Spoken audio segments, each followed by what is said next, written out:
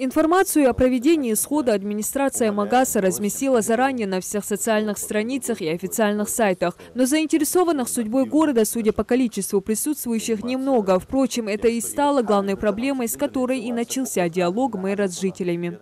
Люди не интересуются и не приходят. Мало людей приходят. Вот в этом вся проблема, вот в этом вся и беда наша. Даже через СМИ, через интернет. Просто настойчиво просим, умоляем с 2015 года, чтобы люди в конце концов проснулись и в совет вошли, и на сходы приходили, и требовали с нас. Акцент на встрече больше делался не на том, что уже сделано, больше говорили о планах на будущее. Проблемы детских площадок, мусорных отходов, отсутствие парковочных зон, благоустройство скверов, парков и тротуаров – одни из насущных вопросов. Также большая часть населения Магаса страдает от отсутствия городского транспорта. Столица с каждым годом расширяется. Чтобы передвигаться в ней, вынуждены пользоваться услугами такси. А для многих семей это далеко не дешевое удовольствие. Но чтобы людям, у меня был ребенок, я с своим ребенком должна набираться до реабилитационного на такси, до этой больницы или на такси, или на нужно много центров бахать, что-то разгромать, в центре и центр продажи бахать. Вот у меня такой вопрос, почему нам сказали, что вы с ним сделали?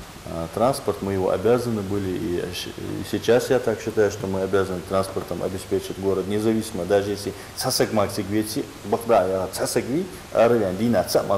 транспорт по расписанию или этот транспорт мы обратно вернем, то есть по городу транспорт будет.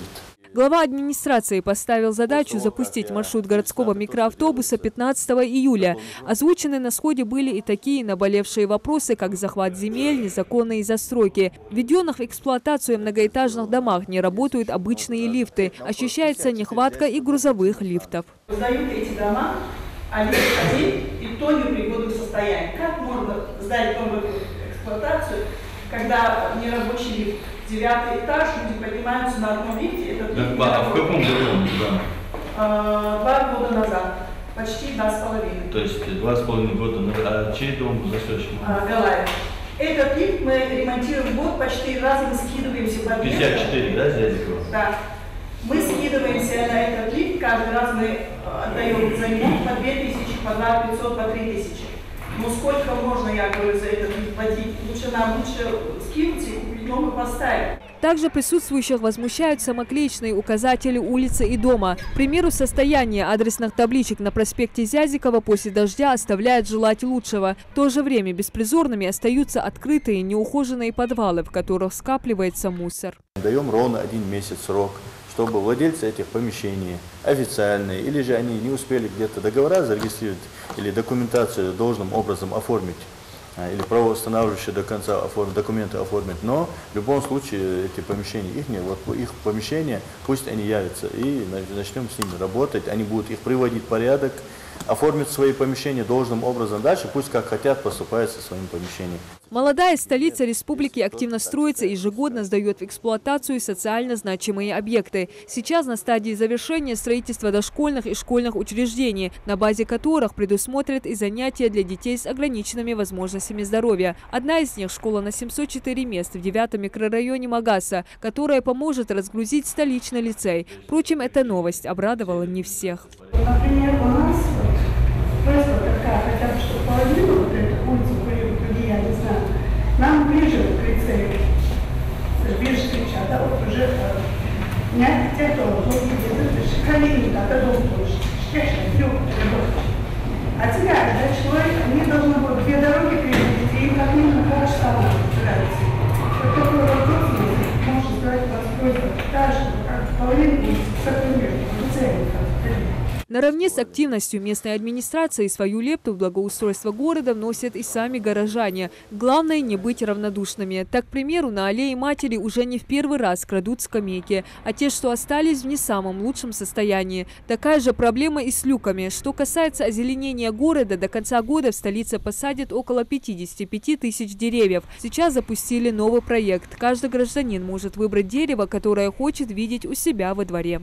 Ставим вот такую анкету. То есть мы хотим пройтись по всем кварталам, по квартирам, опросить жителей.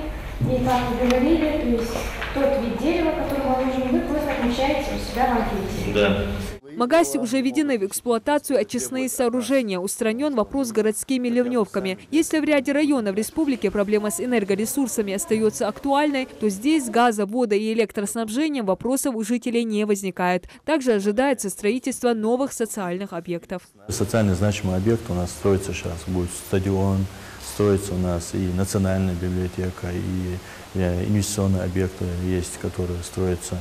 И более того, в этом году привлечены инвесторы, после того, как мы провели инвестиционный форум в Москве, еще в Баку проводили инвестиционный форум. Я думаю, это тоже все поможет нам найти больше инвесторов и построить нужные приоритетные объекты для наших жителей. Несмотря на то, что строительство Магаса началось только 25 лет назад, это один из динамично развивающихся городов страны. Численность его населения с каждым годом растет, сейчас уже составляет более 30 тысяч человек. Соответственно, развивается его инфраструктура согласно генплану. Строятся жилые дома, учебные корпуса, библиотеки, гостиничные комплексы. Также солнечный город все больше привлекает внимание туристов. Главными туристическими символами стали башни Согласия и Аланские ворота. Внимание приковывает и такие нововведения, как зонты ожидания, технологические остановки, лавочки с подогревом, раздельные мусорные урны, книгообменники. В общем, цель, которую поставила перед собой администрация – сделать молодой Магас самым умным и инновационным городом,